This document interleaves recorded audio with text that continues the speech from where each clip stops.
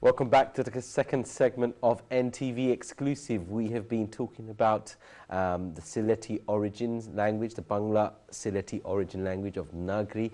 And for those of you that missed the first segment, you've missed an exclusive poem being read out in Nagri by Rob. But we've got so much more to talk about because there's a great upcoming event that we want to sort of bring to your attention and have you come down to see it here in London.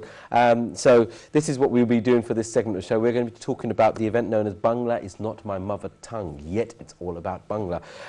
Coming up for you on the screen, you're going to see the actual artwork that's been done for this. There we go.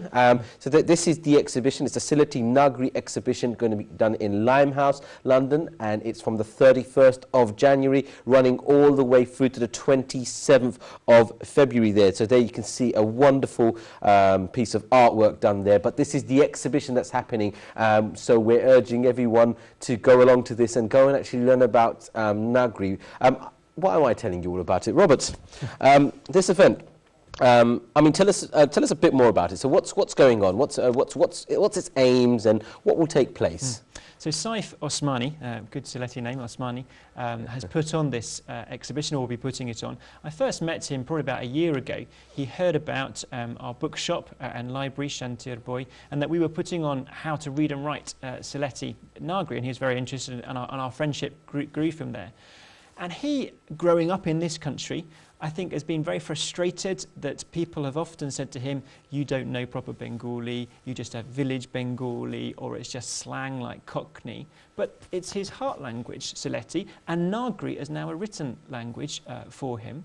And it's important that all of us embrace the languages that are our mother tongues and don't despise them in any way. And this is trying to do that, trying to say that as important as Bangla is, actually that's not my mother tongue. It doesn't speak to me in the way that Sylheti does, and I have a real history and heritage to my language, because language is important. It touches my heart. And so this is what he's doing for a month, different art that he's put together, along with the history of Nagri, different manuscripts that he's trying to gather and put on as part of that exhibition at Husk Cafe near Limehouse. And one of the first, I don't know if he's been able to find it, but the oldest manuscript that has been found in Nagri has got a date 1183 on it. Now it's probably not from 1183. People are unsure, the experts are unsure what kind of calendar it's on. It's probably not a European calendar, but it might be an Islamic calendar, it might be the Bengali calendar. So it's probably a little bit after 1183, maybe 16th or 17th century, but clearly it's 300–400 years old, this manuscript, again showing a very early date for things being written in Nagri.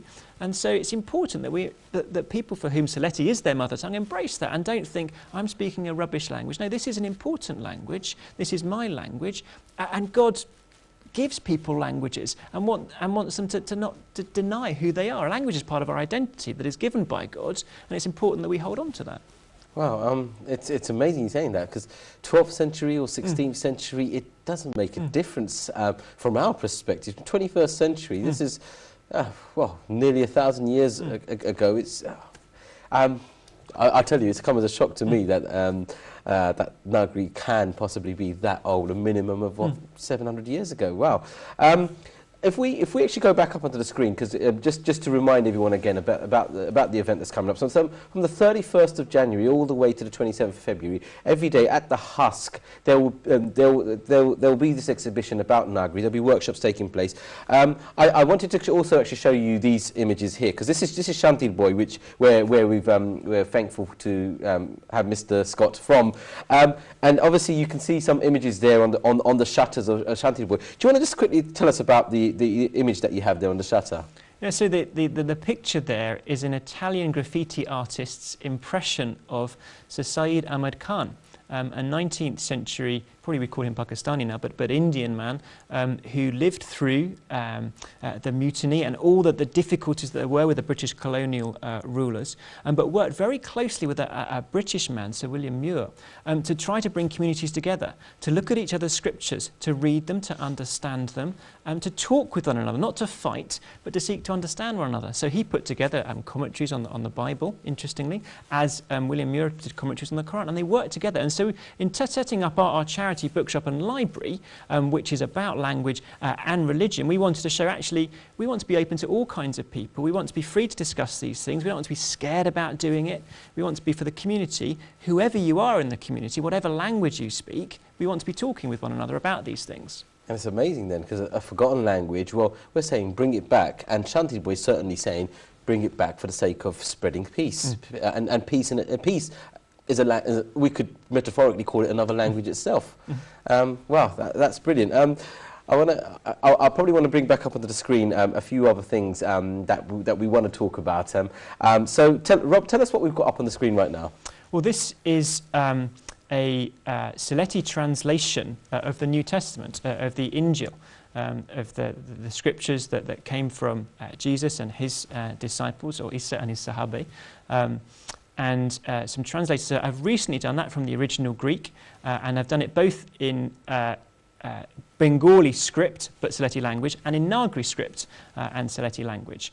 And one of the reasons that my wife and family and ourselves, we wanted to learn Sylheti, was to help us in our work. So my wife's as a doctor, many of her patients are Sylheti. She wanted to help them better without a translator. I've done some work with my church and mosques in trying to explain our religion with one another. And sometimes I wasn't very well understood, so I wanted to try to learn people's language. But ultimately, as this particular passage talks about, the Injil is full of good news, of a great joy that brings peace to people. And we wanted to explain that to others as best we could. Maybe Hassan Raja needed to hear that piece on Judgment Day. He didn't have it because maybe he hadn't read this in Nagri or whatever language. And so if this is that script that you saw, I'm assuming, is out from this book here. So this is, you would have heard Rob refer to this as the Injil. For those of you British Bengalis, this is the Bible that's written in English. In English, what am I saying? In Nagri. So this is the Bible that's written in Nagri. There you could, if it comes up on our screen, let's see if we can get an image of it. There you go. So you can see that's in Nagri, and you know, it's on this side here, it's the Nagri, if I hold it more upright, and then on this side here, which you can probably see more clearly, this is written in Bangla. So this is the Bible, Injil, and you know, it's interesting actually, because it's almost like a reflex action. You referring to it as the Injil, as opposed to calling it the Bible. You're referring to Jesus and his Sahaba, you know, and that's an Islamic thing. But yet, it's almost like a reflex that's coming from you, and it's the best way to explain it, really, isn't it? Well, these were things that we were taught while we were in Sylhet. Yeah, how to explain it and understand our own background, and in words that people could understand as well. So we learnt from many followers of Jesus, Isa, in Sylhet, and we learnt how to pray and learnt how to read the Bible from them. And we wanted to share that with people back here as well. And it didn't stop at Christianity, because I'm now holding up a portion of the Quran that's written in Nagri. And, you know, unfortunately, because I can't read Nagri, I don't know which portion it is, but there's a bit of Arabic here. But again, I mean, this is again available quite easily. Yep. So we've brought it back actually from Sylhet, but yeah, we've got a large number of that in our shop as well. Wow. I'm actually going to hold this up because just as Rob was explaining to you, I've just had a quick look. So if I hold this up, and hopefully we can get the image up on the screen there. This is for those of you that for all the Muslims that are watching this, the Nagri that's done here, which you see here, you will see it is it's the Arabic that's been translated directly into Nagri here, and I've just worked out what it is. For those of you that might be able to see more closely, let me see if I can get this right. There we go. Right. So this is actually Surah Naba. From the final chapter 30 of the Quran. Some people refer to it as Juz Amma. In Bengali, it's probably referred to as Ampara. So this is Amphara, which I go back to. This is Amphara done in Nagri. And as just Robert's mentioned, oops, if I've held it long enough. This is Amphara. And yes, I've got wudu, I'm holding this. So some may ask. But that's, so, you know, that's, again, that if somebody was to learn Nagri, that's British Bengali, and obviously most of the British Bengali born tend to be Sylheti. This will give them a Sylheti translation of the Quran, which isn't available anywhere. No, that's right. And also we've got a portion here of the Torah, the Taurat, and the whole Torah should be finished hopefully by the end of the year. We're hoping for maybe beginning of next year. Which again would be fantastic. We can understand what the prophets said, and so we can see whether our lives are in line with the prophets.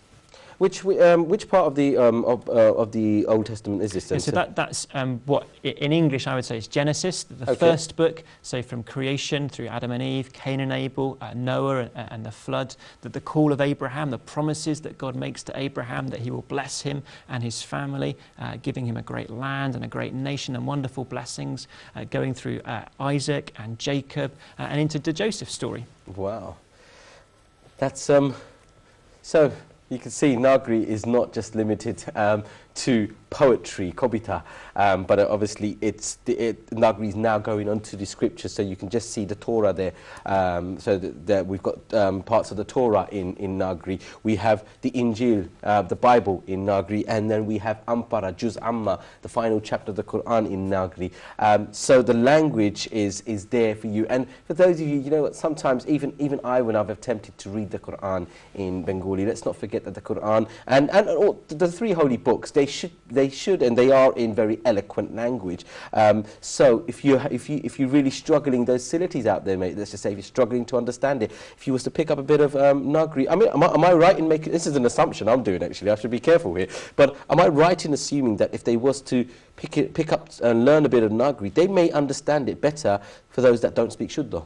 Well, I think that's right. I think for someone that reads the Bible in English, it speaks to me because it's in the language that I understand. It fits, and in many ways, I think that's reflective of the God behind the book. The God who gave us this book wants us to know him. He wants us to understand him. He wants us to live for him. And so he speaks to us in a language that we understand. So, for example, think of the Torah. Well, that was originally written in Hebrew for the Hebrew hearers, speakers of Moses' day. And yet the Torah talks about Adam and Eve, and it talks about Abraham and what they said. And it records their sayings in Hebrew, but they probably weren't speaking that particular form of Hebrew because it was hundreds of years before. But God wanted their words written in a Hebrew that people of Moses' day could understand, because God wanted them to understand who he was. He wanted them to know him and to live for him. And similarly with the Injil, originally written in Greek, so that people could understand it, because Greek was the most widespread language of its day, a bit like English. Most people could understand some English. Even if it wasn't their first language, they could understand it, because God wants people to understand them. And that's why people have often translated the Bible wherever they've gone. They've wanted people to know who God is in their heart language, so they can hear him and relate to him and live for him, and not be like Hassan Raja on that last day. No, they can have peace with him now and for eternity. Thanks for that, Rob, because it moves us very smoothly on to a break, and when we come back from the break, we're going to go back to some of the poetry and some of the lost feelings that have come out from people in poetry. So don't go away. We're going to hit this break, and when we come back in the final sector, we want to wrap up Nagri as much as we can. So we'll see you very shortly.